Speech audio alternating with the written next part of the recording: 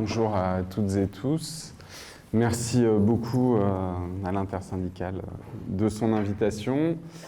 En plus, je viens en voisin. Moi, je suis à la Maison des sciences économiques de Paris 1 et je passe en vélo devant quasiment un jour sur deux. Donc, je suis content d'être là et je suis impressionné par votre nombre. C'est pour ça que je me suis permis de prendre une photo de l'amphi. Je ne fais pas ça souvent, mais voilà. Donc oui. Ce que je vous propose, donc moi je suis enseignant-chercheur en économie, ce que je vous propose c'est de revenir, pas trop longuement, mais un petit peu quand même, 10 minutes, un quart d'heure, sur les grandes lignes de la réforme de retraite, qu'est-ce qu'on peut en dire, quels en sont les enjeux. Alors j'ai bien conscience que c'est un peu bizarre de revenir là-dessus maintenant, d'abord parce que la loi a été adoptée, promulguée, etc. Ensuite parce que ça fait 3 mois qu'on en parle et peut-être que certaines ou certains d'entre vous ont l'impression d'avoir déjà fait le tour. Mais je voudrais déjà redonner les grandes lignes, d'abord parce que ce n'est pas forcément simple de tout avoir en tête, ou certains peuvent se poser des questions. Et puis aussi, pour une question de fond, c'est que je crois vraiment que la réforme des retraites, ce n'est pas juste la goutte d'eau qui a fait déborder le vase. C'est vraiment une réforme importante, et même si, bien sûr, elle intervient après une série de réformes au moins aussi dures, j'ai en tête au moins la réforme de l'assurance chômage, qui à son échelle est même plus dure en fait que la réforme des retraites, qui a déclenché une opposition moins forte, mais qui est plus dure. Bien sûr, il y a eu plein de choses avant, je ne parle pas des réformes dans l'enseignement supérieur, dans le secondaire, etc. Mais pour autant, la question des retraites, ce n'est pas juste un mouvement d'humeur, ce n'est pas une question anecdotique. Ça concerne bien sûr tout le monde, et la réforme qui est portée par le gouvernement est une réforme dure, rapide, et pas nécessaire sous cette forme-là, et ce que je voudrais essayer de vous montrer. Et puis, en propos liminaire, c'est aussi un petit peu bizarre de revenir sur le fond de la réforme, parce que même si ce n'est pas juste un mouvement d'humeur, évidemment, la situation étrange dans laquelle on est, transformer un conflit social en crise politique et sociale, ou en crise démocratique, puisque le terme est débattu. C'est évident, et donc maintenant, il y a manifestement deux enjeux. Il y a un enjeu sur le fond, et il y a un enjeu sur la manière dont, en cas de désaccord, on arrive à le surmonter, à le trancher, ou pas du tout. Et moi, je n'interviendrai pas trop là-dessus, mais du coup, je reviens quand même sur le fond, pour ne pas le perdre de vue en chemin. Notre système de retraite, il a des lointains ancêtres. Dans la fonction publique, il date je ne sais pas, sous différentes formes, mais il a plus d'un siècle. Et dans la version moderne, on peut dire que 1945, la fondation du régime général de sécurité sociale, c'est le moment de la retraite moderne. Voilà. Le moment où tous les ouvriers et les employés sont couverts par une retraite par répartition, puisque dans les années 20 ou 30, il y avait déjà des embryons de retraite, mais plus faibles et par capitalisation. Et donc notre système de retraite, il a son âge, mais il a beaucoup évolué dans le temps. En 1945, quand on met la retraite en place, c'est un geste que certains qualifient de révolutionnaire, sans doute à raison, puisque il y a des caisses de sécurité sociale interprofessionnelles gouvernées par les syndicats, la CGT à l'origine d'ailleurs, qui sont mis en place. Mais la retraite de 1945, ce n'est pas la retraite qu'on connaît aujourd'hui. C'est une retraite qui dure, que certains n'atteignent pas, parce qu'elle est à 65 ans à taux plein, que beaucoup de gens en fait n'atteignent pas. Je ne sais pas si c'est une majorité, mais vraiment un nombre significatif. Quand on l'atteint, elle dure 1, 2 ans, peut-être 5 ans. L'espérance de vie en 1945 à 20 ans, elle doit être de 70 ans. Donc tout le monde n'est pas à la moyenne. Et donc en fait, la retraite, en plus à l'époque, elle est faible en montant. C'est 40% du salaire des 10 meilleures années. Donc en fait, c'est un revenu de subsistance pour survivre quand on ne peut plus travailler. Et puis, il y a quand même du progrès social qui passe par là, de 1945 à 1980, à la fois sous la pression des revendications, sous des réformes politiques, sous l'influence de la croissance aussi à l'époque qui a enrichi la population. Et la retraite change au cours des années, surtout des années 60 et 70. C'est-à-dire qu'elle va concerner de plus en plus de gens, parce qu'au début elle concernait surtout les salariés, mais en fait le salariat s'étend dans la période, il y a beaucoup moins d'artisans et de commerçants. Elle s'étend. elle monte en niveau, puisque dans les années 70, on fait augmenter ce qu'on appelle le taux de remplacement, la part de son dernier salaire qu'on garde quand on va à la retraite, à la fois avec des réformes, y compris conduites par des gouvernements de droite, alors sous un certain nombre de pressions sociales évidemment, mais la loi Boulin qui va relever les taux de remplacement, la généralisation des retraites complémentaires dans le privé. Et donc, le niveau de la retraite s'améliore et la durée de la retraite s'allonge, avec les gains d'espérance de vie dont on parle beaucoup. Comment c'est financé tout ça? C'est financé d'abord, il y a moins de retraités à l'époque qu'aujourd'hui, et puis c'est financé aussi par des hausses de cotisations, quasiment continues jusqu'au début des années 80, c'est-à-dire qu'à mesure qu'il y a besoin de plus de retraités, on augmente les cotisations. Et puis par la croissance qui permet d'augmenter les cotisations tout en continuant à augmenter les salaires. Et donc on a une phase d'expansion et de progrès social qui continue jusqu'au début des années 80. Et puis après, on a une série de réformes, qui sont plutôt des réformes Donc la dernière réforme en positif, c'est la retraite à 60 ans, en 82, qui s'applique à partir de 83, et qui permet de partir à la retraite de droit dès l'âge de 60 ans, et pour les personnes à l'époque qui ont 37 années et demie de cotisation, de partir à 60 ans à taux plein. Ça, c'est la dernière réforme où on va améliorer les retraites. Et puis après, on a toute une période où les réformes s'enchaînent, et c'est plutôt des réformes d'économie, qui ont un peu le même goût que la réforme qu'on a aujourd'hui. C'est-à-dire qu'on va changer le mode de calcul de la retraite, on va avoir une indexation sur les salaires moins favorables dès les années 80-90. On va dire qu'il faut 40 ans de cotisation pour avoir une retraite, ce qu'on appelle à taux plein, c'est-à-dire sans décote, sans malus dans son calcul. Donc on passe de 37 années et demie à 40 ans dès 94 pour le privé, puis dès 2003 pour le public. En 95, ils tentent d'aligner le public sur les 40 ans, mais ils n'y parviennent pas. C'est la réforme Juppé qui est retirée sur sa partie retraite. Et puis les réformes d'économie continuent, et donc il y en a toute une série. En 2010, on passe l'âge minimal de la retraite de 60 à 62 ans. Ça va s'étaler progressivement, on atteindra les 62 ans minimales pour 2017. Et en 2014, on donne comme horizon que la nouvelle durée de cotisation pour avoir une retraite sans décote, ça devient progressivement 43 ans, mais 43 ans dans le longtemps. C'est-à-dire qu'on atteindra la génération 1974. Aujourd'hui, les règles avant réforme, c'est à partir de 62 ans, tout le monde a le droit de prendre sa retraite. À partir de 42 annuités cotisées, vous avez une retraite à taux plein, c'est-à-dire sans décote, sans malus. Et si vous n'avez pas le taux plein, il faut attendre l'âge de 67 ans pour avoir l'annulation de la décote, l'annulation du malus. Ça, c'est les règles actuelles. Et la réforme de 2014, la réforme Touraine, dit pour les générations suivantes, ça va progressivement glisser jusqu'à 43 ans. Et donc, en fait, on pourrait se dire, les réformes, il y en a beaucoup, finalement, c'est une litanie de dégradation des droits. Et c'est en partie vrai. Si vous prenez la même personne ouvrière qui a travaillé 37 ans et demi, dans les années 80, elle pouvait partir à 60 ans avec une retraite, un taux de remplacement élevé, et aujourd'hui, il lui faut attendre 5 ans de plus quasiment pour avoir la même retraite et 2 ans plus tard au minimum. Donc il y a une dégradation des droits si on prend un cas type. Mais en fait, quand on regarde cette période des années 90-2000, il y a des réformes très contestées, injustes dans leur modalité, mais qui ne parviennent pas à enrayer la dynamique du progrès. Alors pas pour tout le monde évidemment, mais globalement, quand on regarde des gros indicateurs, on continue à avoir du progrès dans cette époque-là. À la fois la durée de la retraite continue à augmenter jusqu'en 2010, c'est-à-dire l'espérance de vie à la retraite s'aligne autour de 25 ans, en 2010, c'est le maximum, et le niveau de vie des retraités continue à s'améliorer. Alors pourquoi ça continue à s'améliorer? En fait, d'un côté, on a les réformes qui appuient pour diminuer les retraites, mais de l'autre côté, il y a une dynamique de progrès. Alors il y a la croissance qui fait que les gens ont eu des meilleures carrières et des meilleurs salaires. Les gens qui partent à la retraite à ces époques-là n'ont pas connu trop de périodes de crise encore. Il y en a eu un peu en 93, mais pas trop. Il y a une amélioration de l'emploi des femmes. Beaucoup plus de femmes arrivent à la retraite avec une carrière en propre et ne sont plus uniquement dépendantes de la carrière de leur conjoint. Donc les droits des femmes convergent pas, mais se rapprochent tendanciellement des droits des hommes, en restant très loin, mais ça s'améliore. Et puis, il y a une augmentation de l'espérance de vie.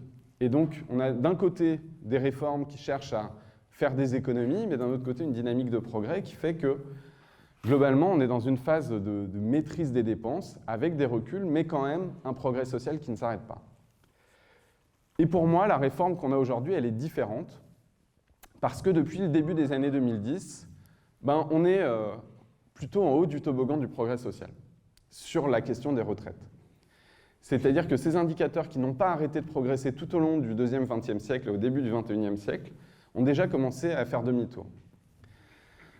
De 2010 à 2017 et à aujourd'hui, on a décalé l'âge de la retraite, 60 ans qui sont passés à 62 ans, plus vite que les gains d'espérance de vie.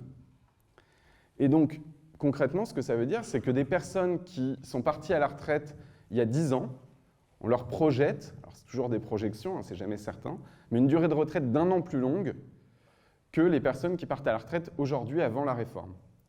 Autrement dit, le discours de dire on vit plus vieux, il est donc normal de travailler plus longtemps, si on prend ces générations-là et qu'on les compare, en fait on va au-delà. On a beau vivre plus vieux, l'espérance de vie augmente un petit peu, mais lentement. En fait, la retraite se raccourcit parce que les réformes ont été extrêmement rapides au cours des dernières années. Si on regarde le niveau de vie des retraités, je vous ai dit qu'il n'a pas arrêté d'augmenter dans les années 70, 80, 90, 2000. Depuis 2015, le niveau de vie relatif des retraités, donc le niveau de vie des retraités, soit par rapport à leur ancienne carrière, soit par rapport au reste de la population, commence à se dégrader. Alors il avait atteint un plus haut historique en 2015, il commence à se dégrader, on est plutôt en haut du toboggan, mais surtout on sait que sans réforme en positif, dans 10, 20, 30 ans, il aura tendance vraiment à sérieusement avoir décroché. Alors ça ne veut pas dire que les jeunes n'auront pas de retraite, il n'y a vraiment rien qui nous permet de croire ça, mais ça veut dire que le niveau de vie à la retraite reviendrait à ce qui était au début des années 80 à peu près, par rapport au reste de la population, c'est-à-dire de nouveau l'expérience d'un décrochage quand on passe à la retraite, un déclassement. Et donc, dans ce contexte-là, où quand même le progrès social a augmenté, il a ralenti et qui commence à baisser, une nouvelle réforme, fondamentalement, ce qu'elle fait au système, c'est d'aller plus vite dans la déconstruction du progrès social. Alors, ça ne détruit pas le système de retraite, mais ça fait vraiment demi-tour sur ces dynamiques-là. Alors j'en arrive à la réforme, qui du coup a un peu le même goût, la même saveur que les précédentes. On décale l'âge minimum de la retraite de 2 ans, comme la dernière fois. On allonge la durée de cotisation très rapidement, comme les fois précédentes, mais qui pour moi constitue quand même une rupture par rapport aux fois précédentes, parce qu'on est motivé uniquement par une réduction de la place de la retraite dans la société. Et donc une sorte de demi-tour sur cette dynamique de progrès. Avant d'arriver à la réforme, j'ai quand même donné ces 3 principales motivations. Il y a la motivation qui est la plus mise en avant. Je fais ça à mes étudiants en cours mardi. Il faut sauver le système. Vous avez entendu parler du déficit, si on ne le sauve pas, il y a une faillite, etc. Ça, c'est un discours qui n'est pas surprenant, on pouvait quasiment l'écrire il y a 2 ans, parce que c'est la rhétorique systématique à chaque réforme des retraites. C'est-à-dire que le système de sécurité sociale en France est tellement populaire, que ce soit assurance maladie ou retraite, que si vous avez un gouvernement qui a envie de baisser les prestations, il a le droit d'avoir envie de le baisser, ça peut être une ligne politique. Il n'ira jamais devant la population en disant « il y a trop de retraite, il y a trop de sécu, il y a trop d'assurance maladie ». Parce que, on voit ce qui se passe. Et donc le discours, systématiquement, c'est de dire on aime tellement le système que pour le sauver, on est obligé de le diminuer. Et à chaque fois, c'est dit comme ça. Alors, des fois, c'est plus vrai qu'à d'autres. Des fois, le système est effectivement financièrement plus en difficulté qu'à d'autres moments. Alors, qu'est-ce qui se passe aujourd'hui ? Aujourd'hui, le système de retraite, pour aller vite, il est globalement équilibré. Pourquoi il est équilibré ? Justement parce que les réformes précédentes ont été dures, ont raccourci la durée de la retraite, font des économies sur le niveau.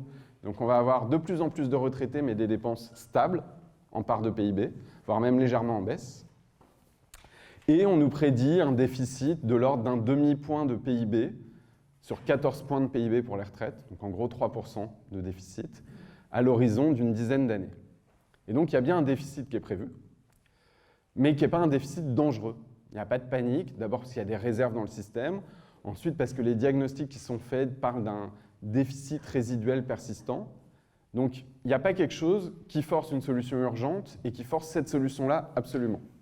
Il y a un déficit qu'il faut traiter, sans doute le réduire, parce que personne n'aime garder de manière persistante un déficit dans le système, mais Et donc, cette histoire de « il faut absolument cette réforme parce qu'il y a un déficit », personne n'y croit vraiment.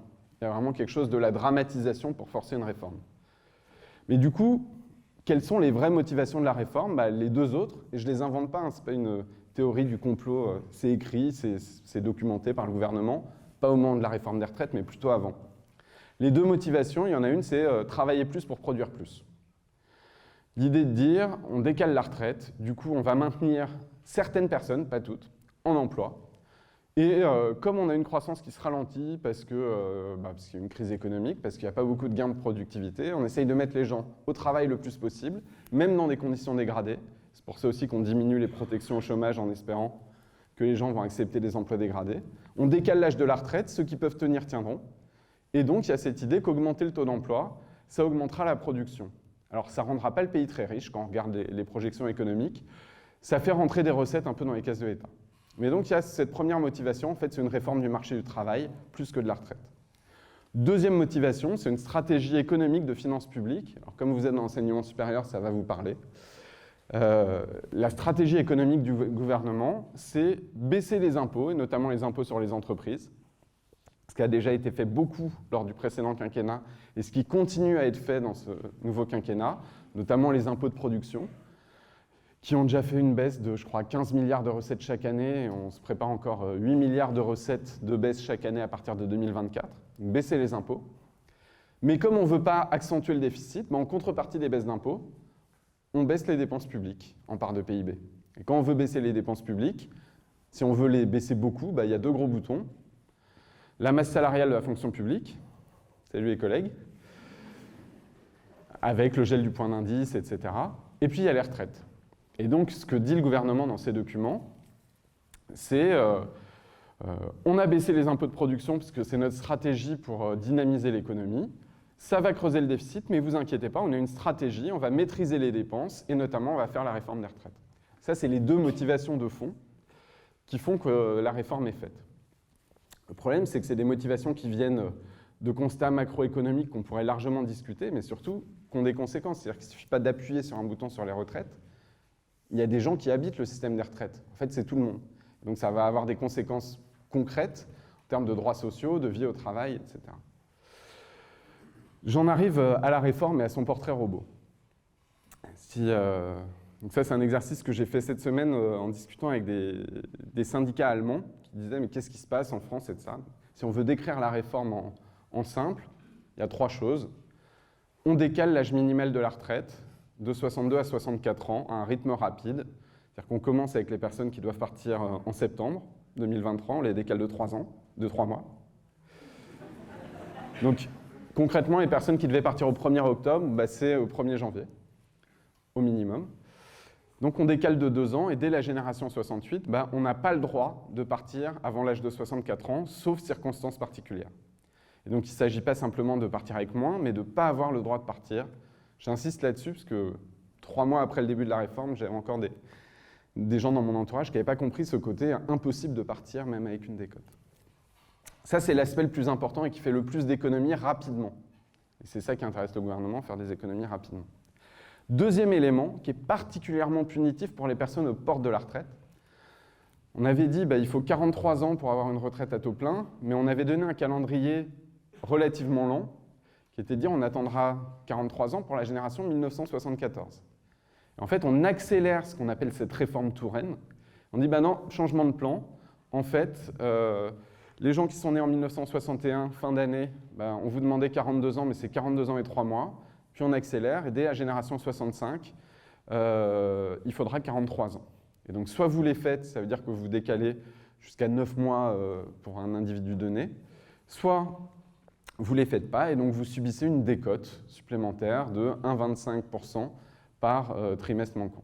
Ça, c'est le deuxième aspect de la réforme, qui ne fait pas d'économie à long terme, parce que les 43 ans étaient déjà prévus, mais qui fait pas mal d'économies sur les personnes vraiment aux portes de la retraite. Donc ça, c'est les deux principaux aspects. Et puis, le troisième aspect de la réforme, c'est ce qui a fait dire au gouvernement que c'était une réforme sociale. Alors, il a poussé le bouchon un peu loin, parce que la première ministre disait que c'était une réforme de justice sociale. Le ministre du Travail a dit que c'était une réforme de gauche. Selon aucune définition de la gauche, on peut dire ça. Le troisième élément, c'est des mesures d'atténuation. Et je pense qu'il y a des membres du gouvernement qui pensent vraiment que leur réforme est mieux que la précédente parce qu'ils ont mis plus de sparadrap. Il y a des gens, effectivement, qui sont protégés de certains effets de la réforme. Par exemple, les personnes en invalidité. La réforme de 2010 ça avait été très dure parce que quand vous êtes en invalidité, on leur avait dit bah non, vous êtes en invalidité, mais quand même, vous ne pourrez pas partir à 60 ans, vous devrez partir à 62 ans.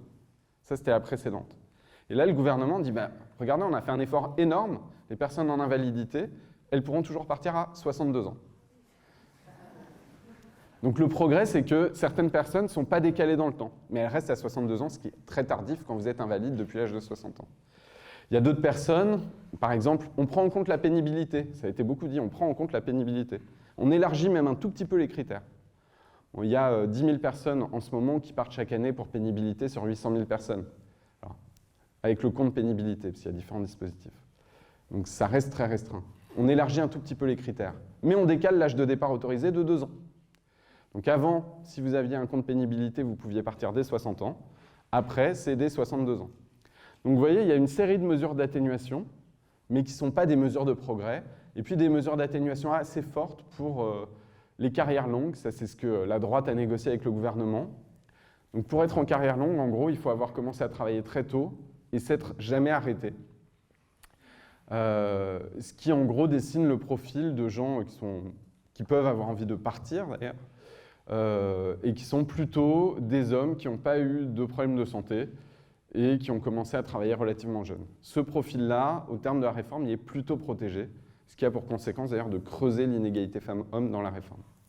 Donc des mesures d'atténuation et puis une mesure sociale. La mesure sociale qui a été faussement vendue comme une retraite minimale à 1 200 €, je pense que tout le monde a en tête qu'il n'y a pas de retraite minimale à 1 200 €. Il y a une revalorisation de quelques dizaines d'euros pour certaines petites pensions, si votre pension est faible et qu'elle a été liquidée sans malus, sans décote. Et donc c'est 30 € pour les nouveaux retraités, 50 € par mois pour certains anciens retraités. Donc une revalorisation qui n'est pas ridicule, mais qui n'est pas une grande mesure sociale non plus, qui va coûter de l'ordre de 2 milliards pour une réforme qui en économise en brut avant redéploiement 17. Des ordres de grandeur. Donc ça, c'est le portrait robot de la réforme. Et puis, pour ne pas faire trop long, du coup, pourquoi est-ce qu'on dit que ça a des conséquences dures? Je pense que tout le monde l'a en tête. La première raison, c'est que le travail est ressenti comme dur. Je voyais encore une nouvelle enquête, mais il y en avait plusieurs qui montrent que les salariés, en général, je crois qu'il y a 37% des salariés qui ne se voient pas continuer jusqu'à l'âge de la retraite. Parmi les gens de plus de 40 ans, il y en a encore plus. Et effectivement, le travail est ressenti comme dur physiquement, psychiquement, selon les conditions. Et ce qui fait que quand on regarde les comportements de départ à la retraite, la plupart des gens partent dès qu'ils peuvent ou dès qu'ils ont atteint le taux plein. Ça dépend des situations et des métiers. Aujourd'hui, personne ne vous oblige à partir à la retraite à l'âge minimal. Au contraire, si vous restez, vous avez un bonus normalement. Mais la plupart des gens, peut-être sauf les enseignants-chercheurs, mais des fois, il leur faut encore du temps pour atteindre le taux plein. Mais la plupart des gens partent dès qu'ils peuvent, justement parce que le travail est dur. Et donc la première conséquence de la réforme, c'est vraiment de décaler beaucoup le départ, et notamment des générations aux portes de la retraite. Aujourd'hui, vous avez une personne sur deux qui est partie à l'âge de 62 ans, soit en carrière longue, soit avec l'âge de 62 ans. Et puis même chez les cadres, vous avez un cadre sur deux qui est parti avant l'âge de 63 ans. Donc, décaler l'âge minimal de départ, ça maintient des gens en emploi alors qu'ils auraient souhaité partir plus longtemps et quasiment sans compensation financière. C'est-à-dire qu'aujourd'hui, une personne qui peut partir à 62 ans mais qui décide de rester, elle gagne 5% de surcote de bonus par an.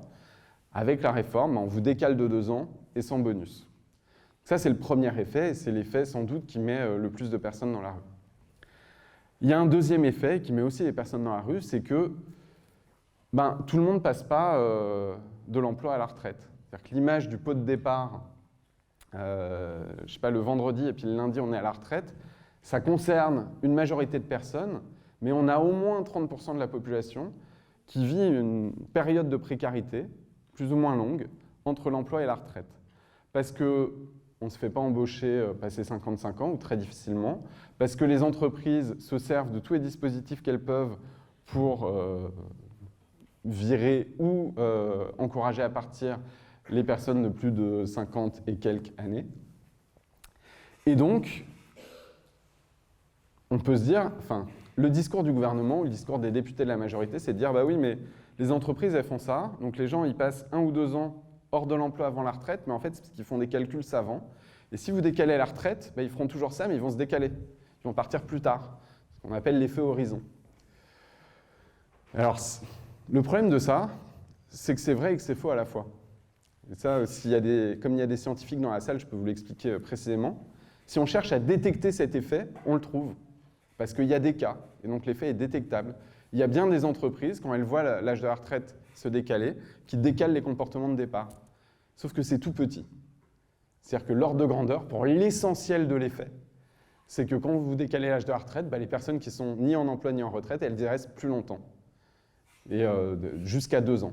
Et ça, on le sait parce que c'est ce qu'on a constaté lors de la précédente réforme, quand on a décalé l'âge de la retraite de 60 à 62 ans, on a allongé la période de chômage, de RSA, d'invalidité, des personnes qui étaient ni en emploi ni en retraite. Et on le sait tellement que c'est chiffré par le gouvernement. On sait qu'on aura de l'ordre de 90 000 personnes en plus au chômage, de l'ordre de 80 000 personnes en plus aux minima sociaux, du fait du décalage de la retraite. Et donc, il y a un arbitrage économique qui est fait. Le gouvernement espère avoir 300 000 personnes en emploi en plus, celles qui seront maintenues en emploi. Et on table sur 150 000 à 200 000 personnes maintenues ni en emploi ni en retraite, c'est-à-dire au RSA, au chômage. Et dans la plupart des cas, du coup, dans des conditions plus précaires, parce qu'on vit moins bien au RSA, au chômage, qu'en retraite, surtout quand on est dans les milieux les plus modestes. Dernier élément sur les conséquences. Si on regarde vraiment qui prend le plus les effets de la réforme, bah les effets ne sont pas également répartis. Si vous preniez, par exemple, les enseignants-chercheurs qui ont commencé à travailler tard, dans cette catégorie de population, les gens qui vont être le plus touchés, c'est les 43 ans. C'est-à-dire passer plus vite à 43 ans, c'est reculer la barre, une barre qui est déjà difficile à atteindre. Par contre, l'âge minimal de départ de 62 ans pour les enseignants-chercheurs, il y en a quand même pas mal qui partent après 64 ans. C'est un métier assez atypique. Donc on peut se dire, cette mesure-là ne touche pas beaucoup ce profil qui a commencé à travailler tard. Par contre, il y a des profils du coup qui vont être beaucoup plus touchés. C'est les personnes qui pouvaient partir pile à 62 ans. Et ça, c'est les profils des personnes qui ont commencé à travailler tôt mais qui ne sont pas éligibles au dispositif carrière longue. Et c'est les profils des femmes avec une carrière et des enfants.